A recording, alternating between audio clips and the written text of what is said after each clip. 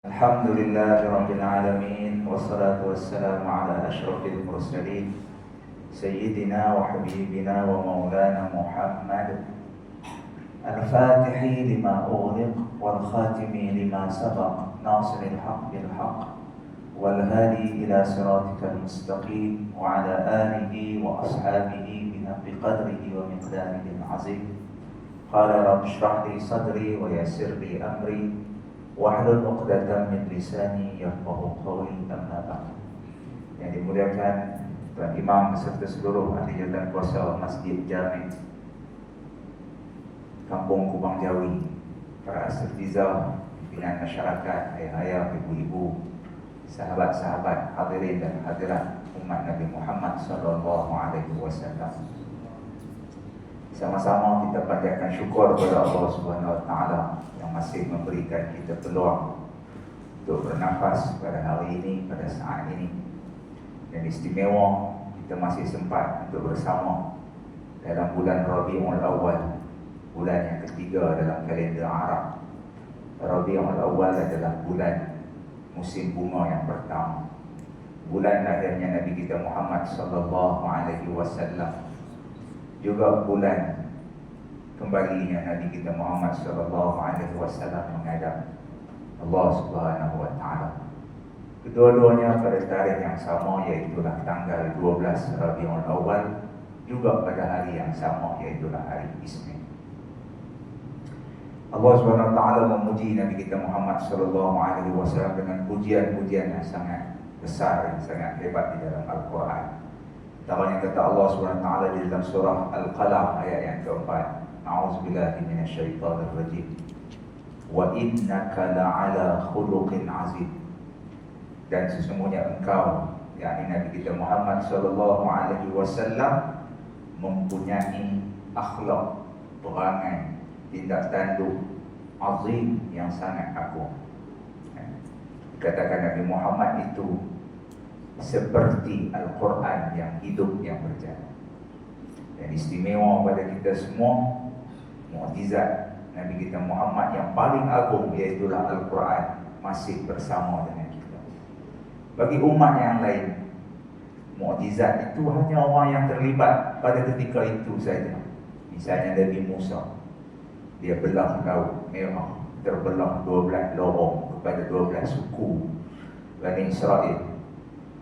Pengikut-pengikut yang tidak ada pada waktu itu, maksudnya orang yang kendian masuk Islam, mungkin kalau ada. Dia tak ada tengok, dia nak cerita saja. Macam kita dengar Tok Wan kita cerita sekian-sekian, kita dengar saja. Tapi istimewa untuk kita umat Nabi Muhammad, Al-Quran itu masih bersama dengan kita, dan kita dapat melihat kehebatannya. Cumanya sama ada hati kita dapat betul-betul merenung dan mendapatkan kehebatan mukjizat Al-Quran itu ataupun tidak sahaja. Kemudian Allah puji Nabi Muhammad lagi di dalam surah Al-Anbiya ayat 107, semua orang hafal. Wa ma arsalnaka illa rahmatan lil alamin. Dan tidak kami utuskan engkau wahai Muhammad kecuali untuk membawa rahmat, kasih sayang, cinta bagi sekalian alam.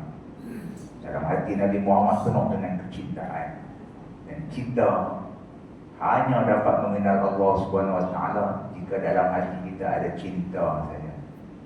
Tanpa cinta kita takkan dapat faham pun Allah, takkan dapat mengenal Allah Subhanahu Wa Taala. Dan dalam surah yang lain, dalam surah Al-Fat ayat yang ke-8, Allah kata, Inna arsalnaka syahidan wa mubasyiran wa nadhira. Semuanya kami mengutuskan engkau wahai Muhammad sebagai syahid, sebagai saksi. Nabi Muhammad nanti akan menjadi saksi bagi kita semua.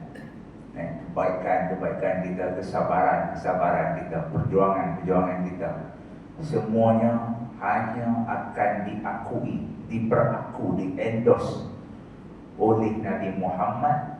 Nabi Muhammad jadi saksi, mengaku betul-betul cara sembahyang ni macam aku ajar. Barulah besar kita, besar pangkat Nabi Muhammad, syahid ni sangat besar. Kalau dia tak mengaku, sebaik apa pun kita, tak ada guna sesin pun di hadapan Allah SWT.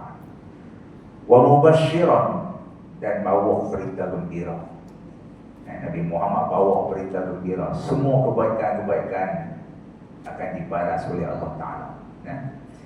Wa nadhira, dan Nabi Muhammad ini bawa peringatan pada kita, pesan pada kita.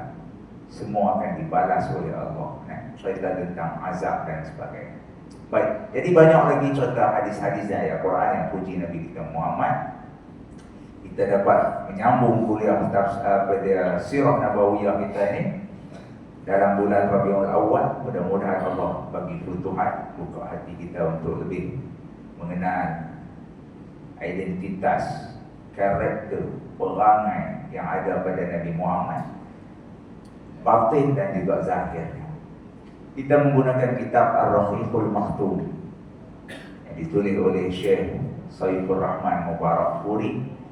Kita berada pada satu tajuk penindasan terhadap orang Islam awalin, orang-orang yang masuk, yang awal sekali masuk Islam, as-sabiqun minal awwalin, orang yang masuk Islam awal.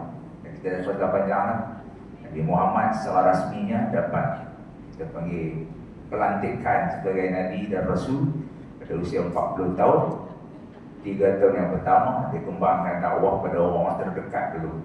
Ini cara dakwahnya. Kita mulakan dengan diri kita, isteri kita, keluarga kita, kawan-kawan kita yang rapat dulu. Nabi ajak, supaya ada asas, ada tapak, ada fundamental yang kukuh, supaya ada orang-orang yang akan bersama dengan kita.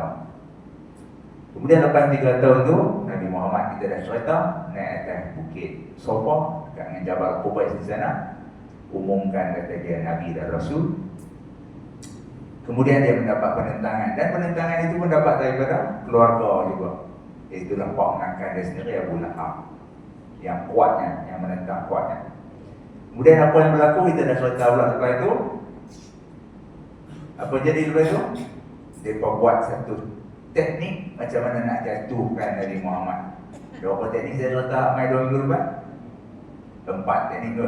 4. Pertama daripada kata Nabi Muhammad ni bomoh, kemudian penyair, kemudian kata dia apa dia, ahli sihir, ahli sihir. Lepas dia buat macam tu, orang main nak buat haji pun daripada abang, orang tak pakai juga, mereka mula buat satu, selepas itu mereka buat persaingan pada Al-Quran, kepada Al-Quran. Mereka satu orang dia pergi baca kitab Parsi, balik mai dia cerita dongeng-dongeng, cerita hikayat-hikayat Parsi supaya jadi perlawanan kepada Al-Quran. Tak jadi juga. Kemudian mereka membandingkan Al-Quran, buat macam-macam teori lah. Kawan lain kali tak boleh pi dah, bunuh karakter tak jadi, ambil benda lain supaya orang pi, kita panggil divert fokus daripada duk tengok isu ni, pergi tengok isu lain. Daripada tengok Quran, pergi duk dengar cerita Raja Parsi gunung ni. Orang tak tinggal juga ajaran ni. Akhirnya dia pilih langkah yang terakhir yang kita nak masuk dalam ni, iaitu penindasan. Manusia ni memang macam tu lah. Mula-mula bergaduh ni dia panggil jidal. Mula berdebat tu, berdebat habis tak boleh nak berdebat dah, dia mula bertumbuh lah. Lagi boleh duk mengata ni, dia kata dulu, tapi dah kalau dia tak ada hujah dah, dia akan mula menyakiti. Baik, kita masuk ke surat 115, Rafiqul Maktum ciptakan Yadin, penindasan. Orang-orang musyrikin melakukan berbagai usaha dan cara yang telah disebutkan sedikit demi sedikit dengan menghalang dakwah Nabi Muhammad SAW, sebaik saja ianya dizahirkan pada tahun keempat kenabian. 3 tahun secara rahsia, tahun keempat itu secara jahat, secara terang-terangan. Minggu dan bulan terus berlalu, namun mereka masih lagi mengamalkan tindakan-tindakan yang sama, belum sampai ke tahap penindasan dan penyiksaan. Tetapi setelah mereka melihat cara-cara yang diambil tidak membuahkan hasil untuk menyekat dakwah Islam, Mereka berkumpul sekali lagi dan membentuk satu badan yang terdiri daripada 25 orang pembesar Quraisy. Quraisy ni kita kena faham, mereka bangsa yang dia panggil suku-suku yang ada ketua. Mereka sangat pentingkan hierarki dalam masyarakat tu. Kita pun dulu-dulu macam tu lah. Tapi kita ni dah kurang dah zaman kita ni. Tak apa pakai cakap Tok Imam ataupun Tok Ketua, Tok Pengulu atau apa yang lain lah. Zaman dulu-dulu Arab ni dia ikutkan ketua-ketua tu lah. Ada 25 orang pembesar Quraisy supaya keputusan yang mereka nak buat ni tak ada siapa salah siapa-siapa. Sebab orang Arab ni kalau mereka silap sentuh, misalnya mereka pergi kacau Nabi Muhammad tanpa ada mesyuarat dulu, nanti semua Bani Hashim tu akan lawan balik. Walaupun Bani Hashim tu sebagai yang tak masuk Islam, mereka sangat asobiah, dia sangat jaga kaum puak ni. Ia diketuai oleh Abu Lahab. Itu dia, yang 25 orang ni pembesar-pembesar think tank yang nak ambil tindakan penindasan orang masuk Islam ni. Ketuanya ialah Abu Lahab, paknakan Nabi sendiri. Setelah bermesyuarat dan berfikir panjang, badan ini telah mengambil keputusan tegas untuk menentang Rasulullah SAW dan para sahabatnya. Mereka meluluskan usul untuk tidak melengah-lengahkan usaha memerangi Islam, menyakiti Rasulnya, menyiksa orang-orang yang memeluk Islam, dan mengenakan kepada mereka berbagai bentuk hukuman dan penyiksaan. Mereka mengambil keputusan ini dan nekat untuk melaksanakannya. Tindakan ini terhadap orang-orang Islam, terutamanya golongan yang lemah, adalah mudah untuk dilaksanakan. Oleh kerana sistem masyarakat Arab tu disusun mengikut kasta, kita panggil kasta lah, pangkat-pangkat tu. Jadi mereka ni cara paling mudah, kita tindas orang paling bawah lah. Tindas orang bawah ni, orang tak apa nak marah lah. Kalau silap sentuh ada pangkat ni, kita ikut nak jadi masalah. Jadi mereka tindas golongan hamba dulu lah, orang yang paling boleh ditindas lah. Tetapi terhadap Rasulullah SAW adalah sukar kerana baginda adalah seorang terhormat, mempunyai pribadi yang unggul sehingga dihormati oleh kawan dan lawan. Batang tubuh Nabi Muhammad sendiri tak berani sentuh pasal apa? Keturunan Nabi Muhammad tu. Nabi Muhammad bin Abdullah bin Abdul Muttalib, bin Hashim. Semua keturunan Nabi Muhammad ni penjaga Kaabah. Benda yang paling penting sekali yang ada di Mekah. Tok Wan yang Abdul Muttalib yang jumpa Telaga Zamzam yang menyebabkan kemakmuran di Mekah pun apa ni? Yang keturunan Nabi Muhammad tu semua orang tahu sampai kepada Nabi Ismail, sampai kepada Nabi Ibrahim. Duk silap sentuh, dia jadi masalah. Sebab tu dia tak pergi bunuh Nabi Muhammad. Tak berani Nabi buat apa-apa. Dan Nabi Muhammad ni dapat backup yang kuat daripada paknakan adalah Abi Talib, yang juga seorang yang sangat terhormat dalam masyarakat Arab waktu itu. Dan orang Arab ni juga hormat Nabi Muhammad ni kerana ada peribadi unggul. Nabi Muhammad ni Al-Amin. Bila mereka nak menyaga daripada Mekah pergi ke Syam, yang saya cerita, pergi ke Syria, pergi ke Palestin, pergi menyaga di Palestin sana, letak-letak mereka tu ada di Mekah ni, mereka pun takut nak bawa ke jalan. Kau ada orang penyamun-penyamun ni rampan, mat-mat mereka takkan nak bawa pergi ke jalan. Zaman dulu bukan ada pajak gadai, bukan ada bank. So kena tinggal kat orang yang paling dipercayai lah. So Nabi Muhammad dah tempat orang tinggal barang. Nampak tak? Jadi mereka pun makan jasa banyak Nabi Muhammad ni. Mereka betul dia ni orang betul, orang bagus. Jadi takkan nak pergi tarah-tarah pasal bibi nak pergi nak buat lebih kurang. Itu. Kalau mereka bertemunya, maka yang dapat mereka lakukan hanyalah memberikan penghormatan dan kemuliaan. Bila bertentang mata, jumpa Nabi Muhammad depan ni, dia pun cakap tau, dia pun tak berani nak buat lebih kurang. Ini pangkat awal atau keempat ni. Tidak ada orang yang sanggup melakukan perkara yang keji dan hina untuk menentang Nabi Muhammad kecuali orang-orang yang sungguh hina dan bodoh.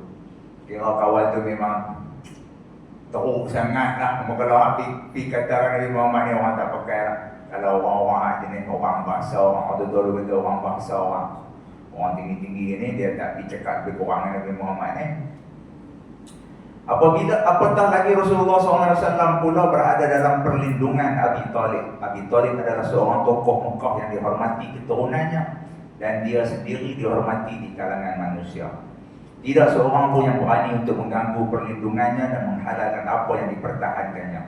Keadaan ini mencemaskan orang-orang Quraisy. mereka duduk, bangun memikirkan apakah yang harus diambil.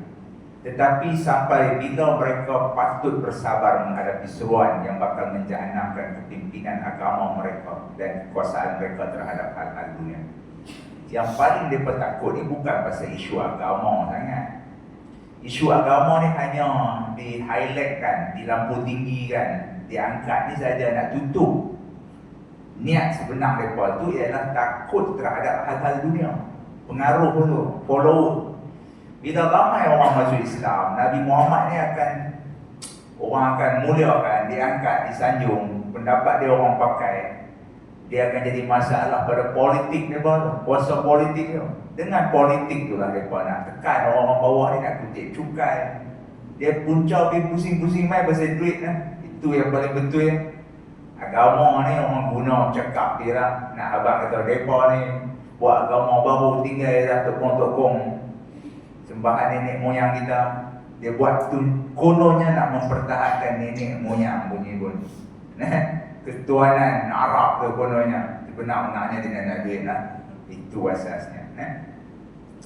Lalu mereka pun memulakan penindasan terhadap Nabi SAW dengan dikepalai oleh Abu Lahab. Abu Lahab sebenarnya telah mengambil penderian keras ini sejak dari awal lagi, iaitu sebelum orang-orang Quraisy terlintas untuk berbuat demikian. Sebelum ini kita telah sebutkan apa yang dilakukan pada Nabi Muhammad dalam majlis Bani Hashim di Bukit Sofa. Abu Lahab ni, dia ni maki Nabi Muhammad awal lagi, tak ada mesyuarat 25 orang tu lagi. Jadi dia tambah dengan 25 orang ni supaya nampak keputusan ni lebih dia panggil apa, kolektif lah, sepakat. Dalam setengah riwayat menyebutkan bahawa ketika Abu Lahab berada di atas Bukit Sofa, dia telah mengambil seketul batu untuk memukul Nabi Muhammad. Riwayat yang tak kuat kata, waktu dia maki Nabi Muhammad, dia kata tabalaka ya Muhammad, celaka Muhammad tu, dia pegang batu lah. Ini jenis cerita pariah tu. Dia ambil batu nak buat tengalung pula. Apa ni yang panggil kami pasal ni? Dia ingat nak bagi duit ke apa? Dia tanya, dia pegang batu. Ini riwayat ni tak apa kuat. Nampak teruk dengan Abu Lahab ni. Memanglah dia jahat. Memang teruk. Sebelum itu Abu Lahab telah mengawinkan 2 orang puteranya.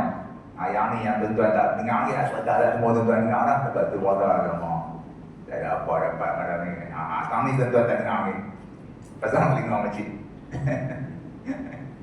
Sebelum itu Abu Lahab telah mengawinkan 2 orang puteranya dengan 2 orang puteri Nabi Muhammad. Abu Lahab ni berbisa dengan Nabi Muhammad. Siapa dia? Iaitu Ruqayyah dan Ummu Kalsum. Tapi ini satu pendapat lah, pendapat Sohibur Rahman ni. Saya duk baca dalam tempat lain ni kata Ruqayyah ni kahwin dengan Abu Jahal, anak Abu Jahal. Dalam kitab ni kata anak Abu Lahab. Apalah. Abu Lahab bagi kahwin 2 orang anak laki-laki dia. Mudah fahamnya. Dengan 2 orang anak perempuan Nabi Muhammad. Siapa dia anak perempuan Nabi Muhammad? Yang pertama Ruqayyah binti Rasulullah. Yang kedua Ummu Kalsum. Katanya begitu. Perkahwinan itu berlangsung sebelum kenabian baginda. Orang Arab dulu ni. Cuba bayangkan okay. Umur Nabi Muhammad kahwin umur awak 25. Nabi Muhammad peristiwa gaduh nak balik batu semua ni umur awak Nabi Muhammad 44. Jadi tu lebih kurang apa? 19 tahun. 19 tahun. Kalau Nabi Muhammad kahwin 25 tu dapat anak tu. Anak dia mula-mula Qasim. Kemudian Abdullah. Kemudian yang ketiga Zainab. Kemudian baru Ruqayyah. So waktu Nabi Muhammad dapat Ruqayyah tu, Nabi Muhammad ni lebih kurang umur 30. Nampak 30. 44 jadi peristiwa nak gaduh ni, maksudnya 14 tahun. Maksudnya Ruqayyah kahwin dengan anak Abu Lahab ni waktu umur 12 tahun macam tu lah. Dia macam tu kita dulu lah. Cerita ni cerita 1400 tahun lebih, kat 1500 tahun dulu.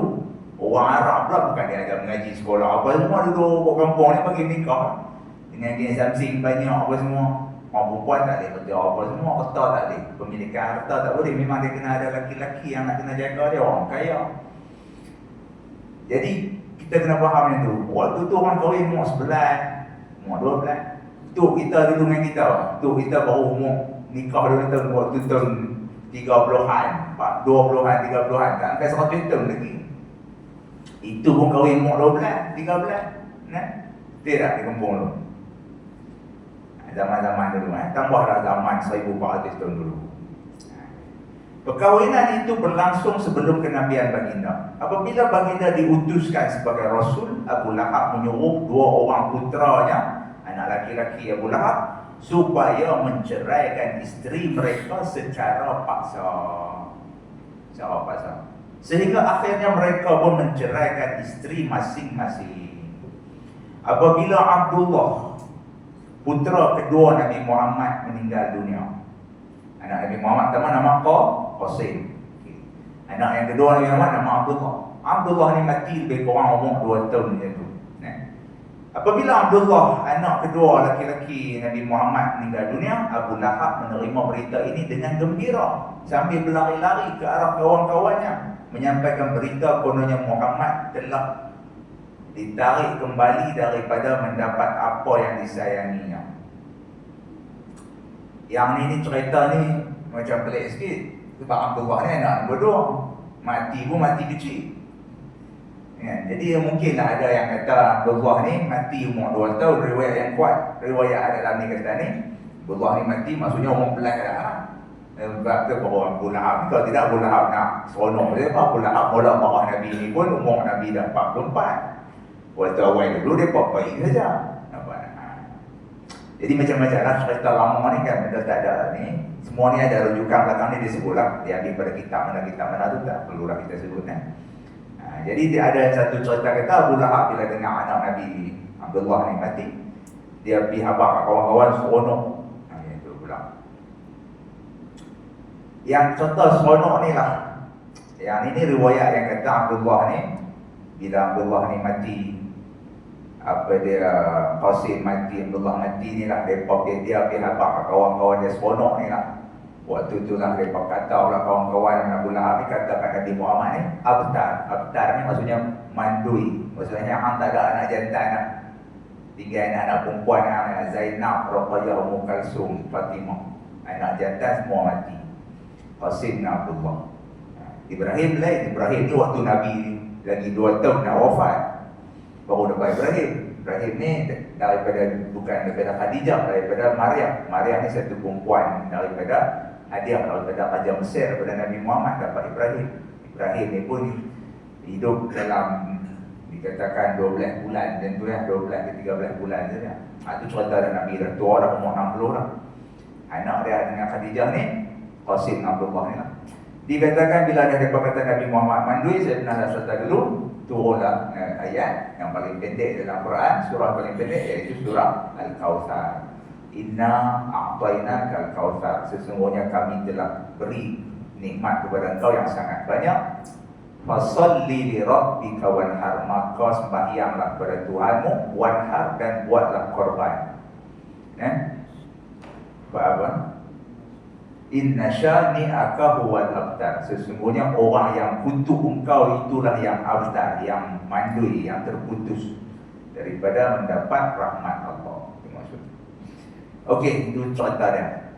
Jadi kau mana pun tak apalah. Okey, ini riwayat ni macam-macam Sambung ni. Sebelum ini juga diceritakan bahawa Abu Lahab selalu mengikut di belakang Nabi pada musim haji di pasar-pasar untuk mendustakan baginda. Ada juga cerita sebelum tahun keempat kenabian Nabi umur 44 ni, bila main musim haji ni berapa bulan? 3 bulan. Syawal, Zulqa'dah, Zulhijjah, kemudian Muharram tu orang bakal balik.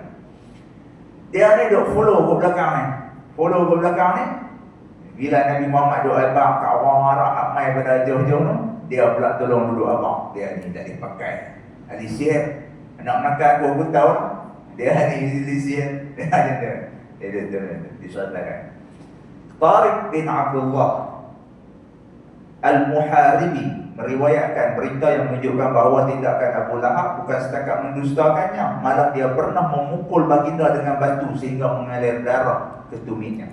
Ada satu riwayat daripada Tariq bin Abdullah ni, ahli sejarah. Dia kata waktu musim haji tahun keempat kenabian tu, dia duduk follow ke belakang tu. Nabi duduk ajak orang musuh Islam, bukanlah dia duduk kata mengarut semua. Dia ambil batu, dia pernah katuk kepala Nabi sampai berdarah sampai ke tumit. Ini satu riwayat Sultan ni kan. Okey, habis. Kemudian isteri Abu Lahab. Dia ni yang kata Abu Lahab ni keturunan baik-baik. Bani Hashim ni, anak Abdul Muttalib ni banyak baik. Tapi dia ni punca jadi jahat ni pasal apa? Pasal orang perempuan. Orang lelaki ni betul-betul jadi jahat atau jadi baik ni, tapi Sultan ni tak syok makcik-makcik rumah orang sekarang. Banyaknya dunia ni lingkup ni pasal perempuan. Nah, memanglah Tuhan cipta Nabi Adam tu memang nak jadi ketua khalifah di dunia ni. Tapi asbab dia panggil. Sebab perempuan kita kena main ni. Memanglah Tuhan buat dia. Kalau tak ada perempuan pun, memang Nabi Adam tu memang nak kena lantik jadi governor, wakil Tuhan dunia. Tapi asbab dunia ni, duduk dalam syurga ada, teringin perempuan. Tapi bila kita doa benda-benda yang bersifat dia panggil dunia. Dunia ni ada 3 lah. Kuasa, tahta, wanita, harta. Bila kita minta tu, Tuhan dia akan, kalau dia bagi hak kita minta cara dunia ni, dia akan ambil hak lain, ganti balik. Dia panggil exchange, pertukaran. Macam kita lah, kita ambil nasi, pergi kedai abang makan nasi, ikan bakar, ikan bakar ambil duit kita. Dia mestinya tu mana boleh pergi main ikan bakar, kita tak bagi abang, tak boleh. Tapi kalau benda akhirat kita doa, ya Allah bagi kita apa-apa akhirat lah, bagi tambah iman ke apa, okey. Tapi kalau kita berani minta kat Tuhan benda yang bersifat dunia, minta pangkat ke, minta harta ke, minta perempuan ke, Cik Ainun janda muda saya doa abang dulu ni, kita berani doa kat tangan kat Tuhan, yakinlah Tuhan akan ambil hal lain. Sebab Tuhan dia dah tulis takdir kita. Bila kita minta ubah takdir, tak apa aku bagikan, aku dah peruntukan hang hidup ni sekian-sekian tahun, hang akan dapat hidup lama, hidup ni 5 juta mungkin harta. Tapi minta hak tu bagi kena, Tuhan biar dia nak bagi plan, nak bagi hal lain, peruntukan hal lain, faham? Lain daripada tu apa? Okey, kita umai ke dunia pasal perempuan. Anak Nabi Adam, Habil, sanggup tikam adik dia, bunuh orang Habil. Pasal apa? Pasal nak adik lagi segak. Dia nak kahwin dengan hak keluar sama-sama duduk rahim dengan dia, segak. Hak duduk dalam perut sekali dengan Habil, tu tak segak. Nikah tu kena selang. Dah orang tak ada lagi. Tak ada apa, ubang jauhi waktu tu dinosaur aku ada. Orang tak ada apa lagi. Dinosaur tak ada lah, dinosaur zaman juta tahun. Nabi Adam dengan kita ni baru 12,000 tahun. Makcik jangan duk fikir kata lama kan, 12,000 tahun je pun. Bukan lama ni, hak dinosaur tu juta tahun tu pun. Tak ada siapa dah jumpa pun, tak betul tak murung ya. Baik, itu tumpah darah sebab perempuan juga. Dunia ni jatuh darah sebab perempuan.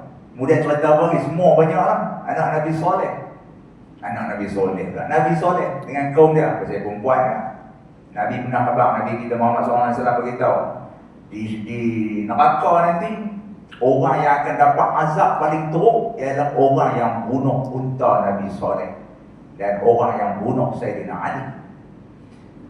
Maksudnya teruk sungguh dosa yang dia buat ni, sampai jadi orang yang paling kena lanyak tu dalam neraka nanti. Ada 2 orang yang bunuh unta Nabi Soleh ni. Saya cerita bagi cepat kan. Pasal apa dia bunuh? Pasal perempuan. Cerita dia lagu benar. Satu hari yang kita geng kaum Nabi Soleh ni, mereka duduk di utara Arab Saudi sekarang ni, kawasan tu bukit-bukit batu, tak ada apa ayam, tengah padang pasir, terangkum. Mereka minta Nabi Soleh, kalau hang betul amat sangat, dia kata hang bisa sangat, hang mengaku hang Nabi, angkat tangan doa tengok kat Tuhan, bagi bukit batu ni terbelah, keluar unta besar, unta betina, kami nak minum susu dia. Mau kalau lagi hang sempoi, biar belakang unta tu duk ikut pula anak dia kecil. Ada riwayat dia kata unta mengandung. Nabi Soleh kata betul, cicibet, kalau aku doa keluar betul, apa masih Islam? Okey baiklah. Nabi Soleh doa-doa keluar betul unta, terpeluh bukit batu tu keluar unta besar. Dia buat pakat minum susu. Kemudian jemua satu syarat dia, hari unta tu pergi ke telaga minum air, orang lain tak boleh pergi. Yang kata manusia ni, dia tak puas hati. Dia kata, payahlah hari elok kami nak pergi minum ayam, entah ni pula dia buat kalut. Dia kan, dia buat celaru, lorat betul lah. Dia susu pun dia nak minum, ayam pun. Siapa tak kenal lah manusia ni. Bagi 100 tak kenal, bagi 1000, bagi banyak-banyak pun tak kenal. Manusia. Lepas tu, apa jadi? Mereka dah mula tak puas hati. Ramai pakat tak puas hati, tapi tak berani lah lawan dengan Nabi Soleh. Sebab dah boleh minum susu tengah padang pasir ni. Bayangkan kita tak ada ayam lah. Mai lah satu laki-laki yang bunuh putra Nabi Soleh ni. Dia nak pergi minang satu perempuan. Dia tanya perempuan tu, aku mau kat hang ni, ayam minat kat you. Dia cakap bahasa kita lah. Mau cakap bahasa mereka zaman dulu, kita pun tak cakap bahasa apa, Suryani kot bahasa. Bukan bahasa Arab zaman tu, zaman lama. I minat kat you. Betul ke perempuan tu kata minat? Banyak mana you minat? Banyak mana you sayang I? Ambil kapak dia dah. Ambil kapak belah dia dah. Tengok, jantung I pun tak ada. Memang mata. Alah tu biasa dia, tu klise ayat ni semua orang dah guna dah. Dia kata, mak kalau betul you anak jantan, minat betul kat I, you pergi bunuh unta Nabi Soleh. Tu baru hero dia dah. Okey. Perempuan cabang laki-laki. Yang kedua, laki-laki yang kedua yang dibunuh ni pula, dia minat kepada satu anak darah, cucu kepada satu perempuan tua. Dia pergi jumpa makcik tu. Makcik tu kata, betul ke hang minat kat cucu aku? Kalau hang minat cucu aku, hang pergi bunuh untuk Nabi Soleh. Makcik ni mungkin tak mau bagi kat budak ni kutub raham kan. Boleh bayang lagi ni habis bunuh ni mesti kutub raham ya. Takkan orang 10 masjid nak pergi macam tu. Dia memang geng kaki, memang kita kata pala masama. Makcik ni mungkin dia nak menolak.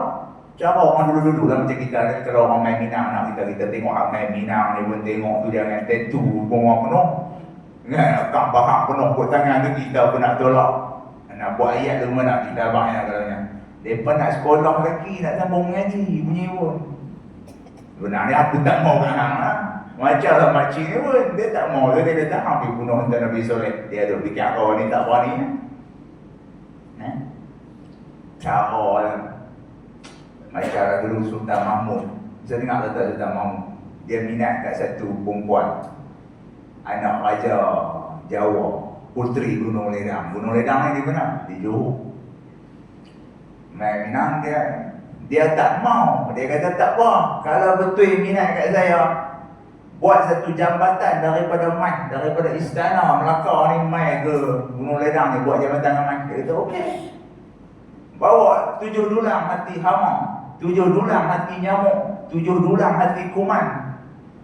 Dia kata bukan dengan hati, dengan semua kan bawa pergi 7 dulang banyak. Mana dia kata dia tak tahu dia pun.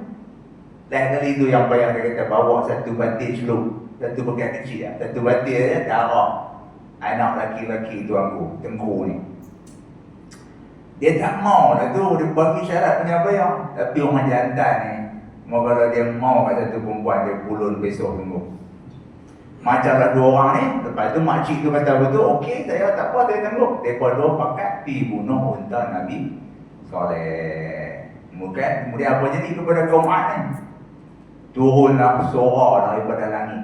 Kita panggil guruh pula tenang. Wow, mati dia habis.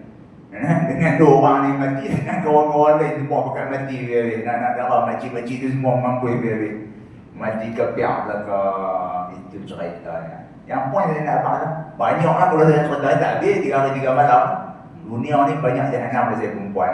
Saya perempuan. Ada dalam masjid ni bagus lah.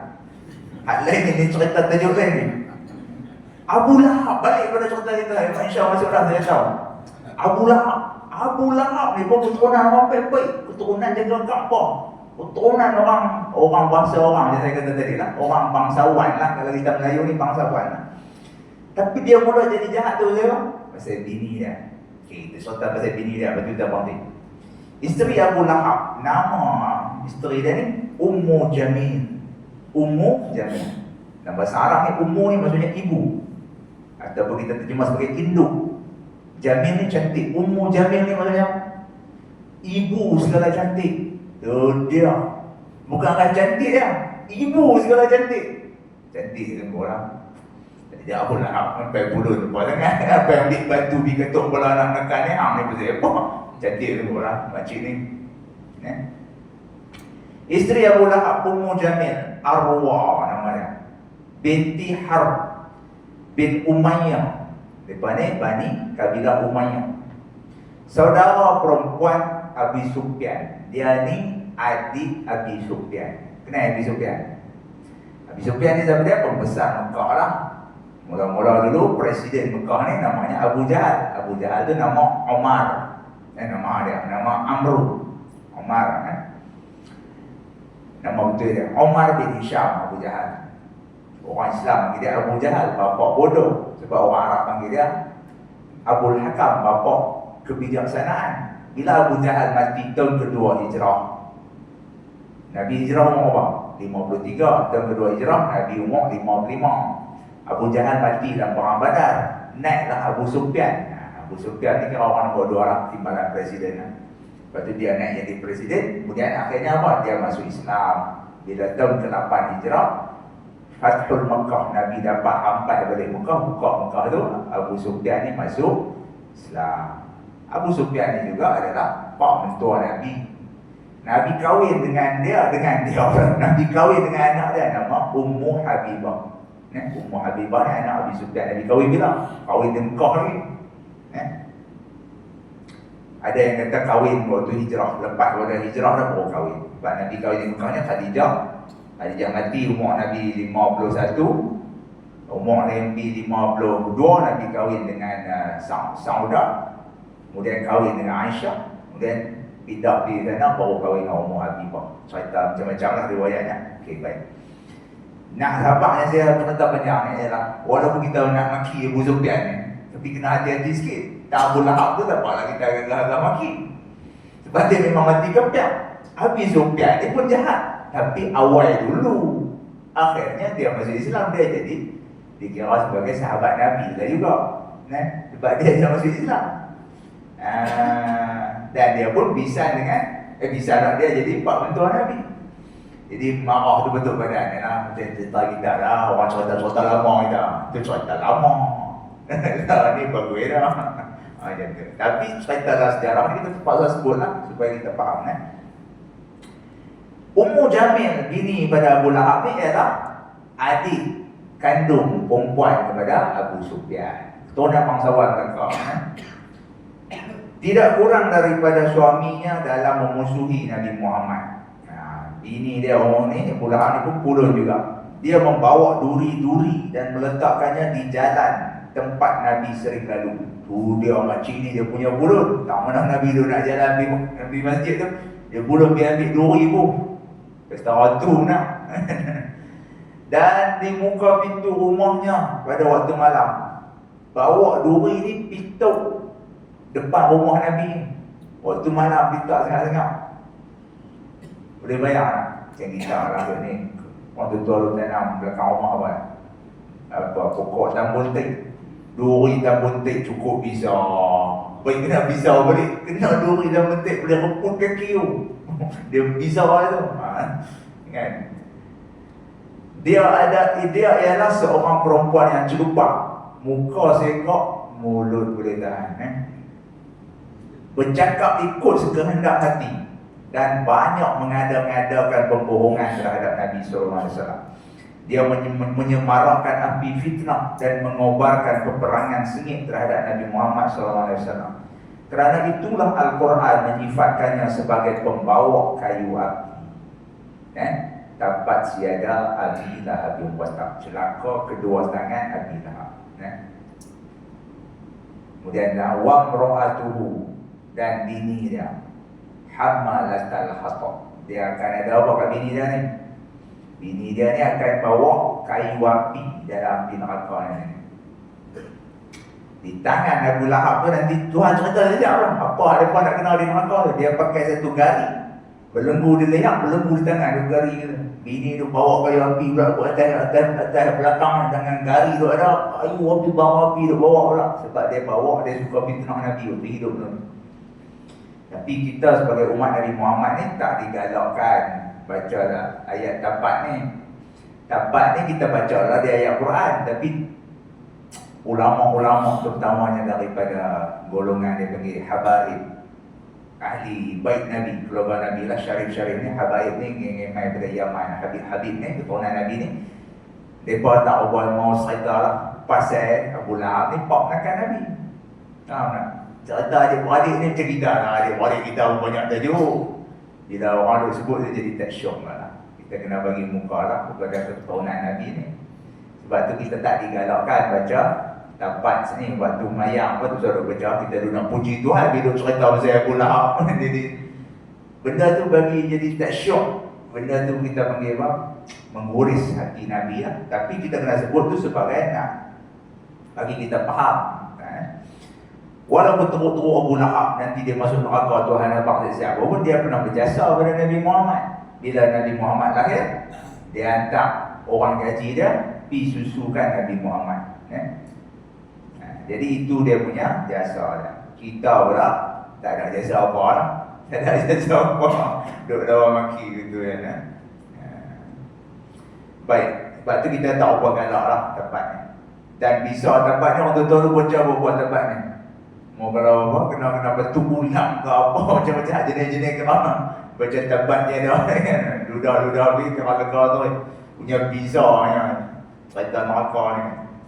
Apabila dia mendengar ayat Al-Quran yang turun berkaitan dengannya dan suaminya, ayat tapat Sayyidah Bilal bin Wattab ni turun di Mekah. Bila dia dengar Nabi Muhammad baca ayat tu, orang bekas abang ada surah baru turun ni, pasal yang kedua, cerita pasal yang kedua. Segera dia datang kepada Nabi Muhammad SAW. Maksudnya perempuan ni memang cengih betul lah. Macam kita lah kata-kata kat satu makcik tu dengar-dengar maki kita ke belakang. Dia main sembung tu, main serang tu. Dia main serang Nabi Muhammad bila dengar-dengar cerita kata turun ayat tapat ni. Ketika itu Rasulullah SAW sedang duduk di dalam masjid berdekatan Kaabah bersama baginda ialah Abu Bakar As-Siddiq. Dia datang, Ummu Jamil ni datang sambil menggenggam seketul batu. Apabila sampai kepada mereka berdua, iaitu Nabi Muhammad dengan Sayyidina Abu Bakar, Allah melenyapkan penglihatannya terhadap Rasulullah SAW. Lalu dia hanya dapat melihat Abu Bakar. Kawan mai dengan begitu marah pegang batu nak tengalung kat Nabi Muhammad ni, memang tak nampak Nabi Muhammad. Tuhan tolong Nabi Muhammad. Dia nampak Abu Bakar saja. Kemudian dia pun berkata, "Hai Abu Bakar, mana kawanmu? Telah sampai berita yang dia memperlekehkan aku. Demi Allah, kalau aku temuinya, nescaya aku pukul mulutnya dengan batu ini." Tu dia punya plan. Muka segok tapi perangai tak ada guna. Pakai batu nak pergi katuk mulut tu kan. Kemudian dia pun bersyair. Lepas tu dia bersyair pula. "Penuh celaan kami menentangnya. Perintahnya kami ingkar, agamanya kami tinggalkan." Kemudian dia pun beredar. Abu Bakar berkata, "Wahai Rasulullah, tidakkah dia melihat engkau?" Baginda menjawab, "Dia tidak melihat aku. Allah telah melenyapkan pandangannya terhadap aku." Abu Bakar Al-Bazzar, seorang ahli sejarah juga, meriwayatkan kisah ini dengan yang antara lainnya menyebutkan apabila Ummu Jamil berhenti di hadapan Abu Bakar, dia berkata, "Hai Abu Bakar, buruk sungguh bicara sahabatmu itu." Lalu Abu Bakar menjawab, "Tidak, demi Tuhan bangunan Kaabah ini, dia tidak menuturkan syair dan tidak berbicara dengannya." Lalu Ummu Jamil berkata, "Kamu ini orang yang betul bendul." Dia maki Abu Bakar lah. Abu Bakar duk backup Nabi Muhammad. Ini seperti riwayat. Semua itu dilakukan oleh Abu Lahab, sedangkan dia adalah bapa saudara Nabi SAW dan jirannya. Rumah mereka ni pun dekat. Rumahnya bersebelahan dengan rumah Rasulullah. Jiran-jiran Rasulullah yang lain turut menyakitinya, sedangkan baginda seorang sedang berada dalam rumahnya. Nabi Muhammad rumahnya, kalau siapa yang biasa pergi Madinah tu, bila kita buat sa'i tu, di hujung sa'i Marwah, Bukit Marwah. Keluar tu orang pakai gunting rambut penuh di hujung tu kan, Bukit Marwah tu. Bukit Marwah tu ada tandai. Tandai tu lah tapak rumah Abu Jahal. Kemudian depan rumah Abu Jahal tu rumah Khadijah. Di kawasan Bukit Marwah tu dia bagi perumahan orang-orang kaya, keturunan kita bangsawan lah. Bangsawan di Mekah. So rumah Abu Lahab pun dekat-dekat tu lah, kat sebelah-belah bukit dia. Rumah zaman dulu pula dia tak buat besar mana orang Arab zaman dulu. Dia bukan Arab raja-raja zaman dahulu ni. Macam kita dulu lah, rumah-rumah dulu pun Tok Ngulu buat semua lah tu pun tak ada orang besar mana. Muat dekat tu ya. Jadi rumah dekat sebab tu dia boleh tidur bubuh duri dan sebagainya. Walaupun jiran dia buat macam-macam kat Nabi sallallahu alaihi wasallam. Kemudian dia sambung lagi cerita lain pula ni, ada lagi apa lagi orang-orang kau ni buat kat Nabi Muhammad. Kita main sekali lagi lah. Kita cerita tentang penindasan pada Nabi kita Muhammad SAW, dan juga lepas ni kita cerita pula apa yang dia buat kepada orang-orang Islam, sehinggalah Nabi Muhammad terpaksa mengambil satu keputusan bahawa orang-orang Islam ni pergi berhijrah ke Habsyah, suruh bakal lari di Habsyah, selamatkan diri, tak tahan apakah kena yang kena bunuh dan sebagainya. Cuma Nabi Muhammad sendiri saja dan sahabat-sahabat yang kanan saja tunggu duduk di Mekah ni, kerana mereka ni orang-orang bangsawan yang mereka orang-orang Mekah tak berani nak kacau. Nanti kita mai pula lah, kita cerita sekali lagi, no? Wallahu ta'ala a'lam. Yang baik daripada Allah, yang lemah dan kurang tu daripada kelemahan dan dosa-dosa saya. Bismillahirrahmanirrahim. Alhamdulillahirabbil alamin, wassalatu wassalamu ala asyrafil mursalin sayyidina wa habibina Muhammad wa ala alihi wa ashabihi ajma'in. Allahumma faqihna fid din wa 'allimna at-ta'wil wa hdina ila siratikal mustaqim. Ya Allah, ya Tuhan kami, ampuni semua dosa kami, ya Allah. Dosa kami banyak, Engkau lebih mengetahuinya, ya Allah. Ya Allah, ya Tuhan kami mohon padamu, ya Allah, berikanlah kami tawakal yang sempurna, sabar yang sempurna, iman yang sempurna, seperti mana pernah Engkau berikan kepada orang-orang beriman sebelum kami, ya Allah. Ya Allah, ya Tuhan kami, janganlah Engkau izinkan dahi kami untuk tunduk kepada selain-Mu, janganlah Engkau izinkan tangan kami untuk meminta-minta kepada selain-Mu, janganlah Engkau izinkan hati kami untuk bergantung harap kepada selain-Mu, ya Allah. Ya Allah, muliakanlah kami dengan agama Islam, ya Allah. Matikanlah kami dalam keadaan Islam, ya Allah. Ya Allah, ya Tuhan kami, jadikanlah kalimah la ilaha illallah kalimah terakhir yang kami ucapkan di dunia ini, ya Allah. Ya Allah, ya Tuhan kami, buanglah cinta kami kepada dunia, ya Allah, dan segala isinya. Berikan kami hati yang selalu rindu untuk bertemu denganmu, ya Allah. Mencintai negeri akhirat lebih pada cinta kami kepada dunia dan segala isinya, ya Allah. Ya Allah, ya Tuhan kami, pasangkanlah lidah kami dengan bersalawat kepada kekasih-Mu Nabi Muhammad, ya Allah. Ya Allah, dengan berkat Nabi Muhammad kami mohon, ya Allah. Jika ada yang susah dalam kalangan kami, Kau senangkanlah, ya Allah. Jika ada yang sakit, Kau sembuhkanlah, ya Allah. Jika ada yang masih derita, Kau bahagiakanlah, ya Allah. Rabbana 'alaika tawakkalna wa ilaika anabna wa ilaikal masir. Rabbana atina fid dunya hasanah wa fil akhirati hasanah wa qina adzabannar. Sallallahu Muhammadin wa ala alihi wa sahbihi wa baraka wa sallam. Alhamdulillahirabbil alamin. Assalamualaikum warahmatullahi wabarakatuh.